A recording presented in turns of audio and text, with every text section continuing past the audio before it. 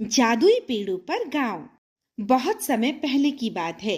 निरालीपुर नामक एक गांव था। उस गांव के लोग बड़े ही सच्चे थे। वे अपने गांव में आने वाले मेहमानों की बड़ी ही इज्जत किया करते थे।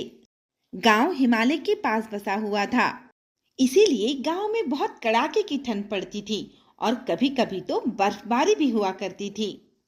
इस बार भी गांव में ठंड पड़ रही थी और लगातार बढ़ती जा रही थी। गांव के लोग ठंड से काफी परेशान थे। अरे भानु, गांव में तो ठंड बढ़ती ही जा रही है। हाँ रामू काका, आप सही कह रहे हैं। हम ही नहीं, ठंड से तो सारा गांव परेशान है। अरे भैया, ये ठंड तो फिर भी ठीक है, लेकिन मुझे तो ऐसा लग रहा है कि कहीं बर्फ ना पड़ने लग जाए। शुभ शुभ बोलिए रामू काका। आपको तो पता है कि इस गांव में सभी लोगों के घर कच्चे हैं। अगर बर्फ पड़ी तो सभी के घर बर्बाद हो जाएंगे और हमारे लिए बड़ी ही मुसीबत हो जाएगी। भगवान ना करे कि इस गांव में बर्फ पड़े। हाँ भानु, तू सही कह रहा है। इसी तरह गांव के बाकी लोग भी इसी बात से परेशान थे कि ठंड बहुत ज्यादा पड़ रही थी। अचानक एक दिन सुबह सुबह गांव में एक साधु आए। साधु ठंड से कांप रहे थे। जैसे ही रामू काका ने साधु को देखा तो वे बोले, साधु महाराज, आपको तो बड़ी ठंड लग रही होगी। गलती आपकी नहीं है, आपने गलत समय में हमारे गांव में प्रवेश किया है। इस समय तो हमारे गांव में बड़ी ही ठंड रहती है। हाँ वत्स, लेकिन मैं क्या करता, मेरा यही रास्ता है। मुझे तो हिमालय के पास जाना है अपनी साधना पूरी करने के लिए। अब गर्मी हो या ठंड, मुझे तो जाना ही होगा।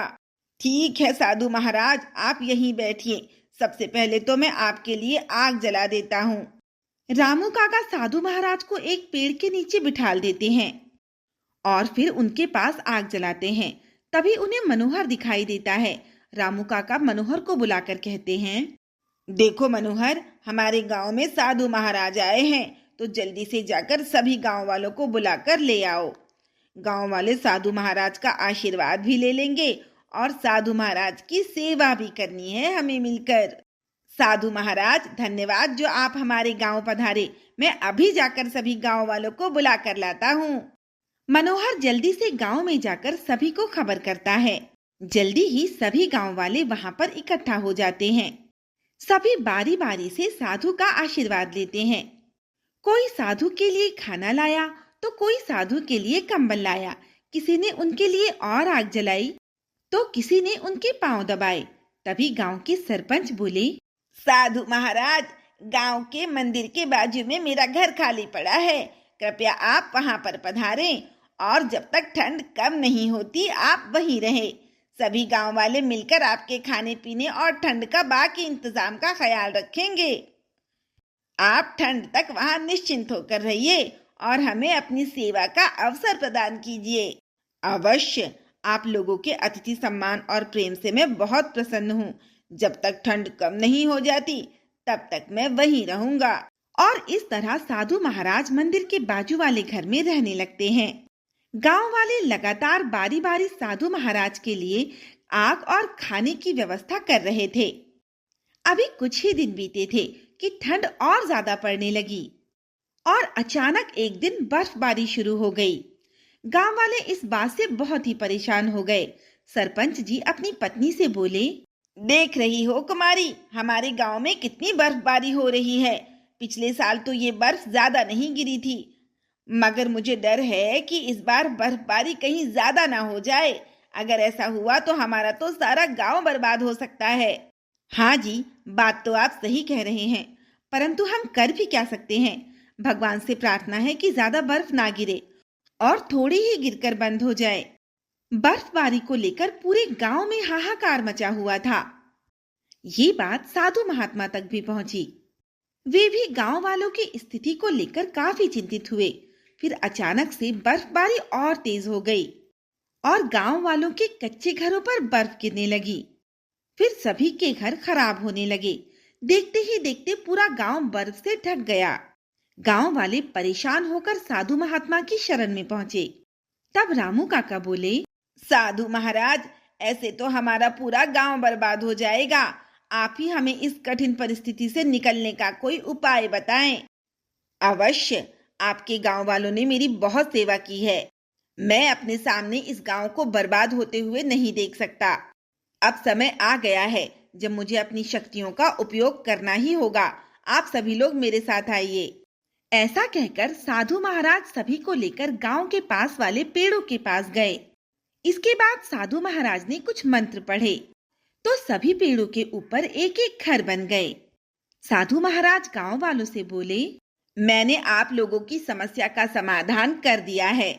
मैंने इन पेड़ों को अपनी शक्ति से जादुई बना दिया है और इन जादुई पेड़ों पर ये घर बनाए हैं। इन जादुई पेड़ों पर किसी भी बर्फ या तूफान का कोई असर नहीं होगा। अब आप लोग इन घरों में आराम से रह सकते हैं। गांव वाले ये देखकर बहुत खुश हुए। उन्होंने साधु को धन्यवाद दिया और अपने अपने घरों में चले गए। अगले दिन साधु महाराज भी सबसे विदा लेकर हिमालय की ओर निकल पड़े। पेड़ जादुई थे, इसीलिए बर्फबारी का घरों पर कोई असर नहीं हो रहा था। सारा का सारा गांव अब पेड़ों पर ही रह रहा था और वे लोग बड़े सुखपूर्वक अपना जीवन गुजार रहे थे। ऐसे ही कुछ समय बीत जाता है। एक दिन जादूगर सिम्बा उसी गांव से गुजर रहा था। तभी अचानक उसकी नजर इन जादुई पेड़ों पर बने हुए घरों पर पड़ी। जादूगर अपने आप से बोला, ये घर पेड़ों के ऊपर कैसे टिके हुए हैं? लगता है ये पेड़ जादुई हैं। और अगर ये पेड़ जादुई हैं तो इनमें से मैं जादू खींच सकता हूँ और जादू खींचकर अपने अंदर समाकर मैं अपनी शक्तियों को कई गुना बढ़ा सकता हूँ। लेकिन पहले मुझे इनकी जादुई होने का पता लगाना होगा कि आखिर इनमें जादू आया कहाँ से। इसके बाद जादूगर एक साधारण आदमी का भेष लेकर गांव में आता है। गांव में उसको रामू काका मिलते हैं। जादूगर रामू काका से पूछता है, अरे काका, जरा सुनो तो सही। हाँ भैया, बताओ क्या बात है। काका, मुझे एक बात समझ में नहीं आई। ये पूरा का पूरा गांव पेड़ों के ऊपर कैसे बसा हुआ है? ऐसा कैसे संभव हो गया? क्यों नहीं संभव हो सकता भैया, सब कुछ संभव होता है अगर हमारे देश के बड़े संत आशीर्वाद दे दें। क्या मतलब है आपका? मतलब साफ है। हमारे गांव में एक साधु महाराज आए थे और उन्होंने हमें आशीर्वाद दिया है कि हम इन जादुई पेड़ों पर रह सकते हैं ताकि हमारे गांव में बर्फबारी का कोई भी प्रभाव ना पड़े।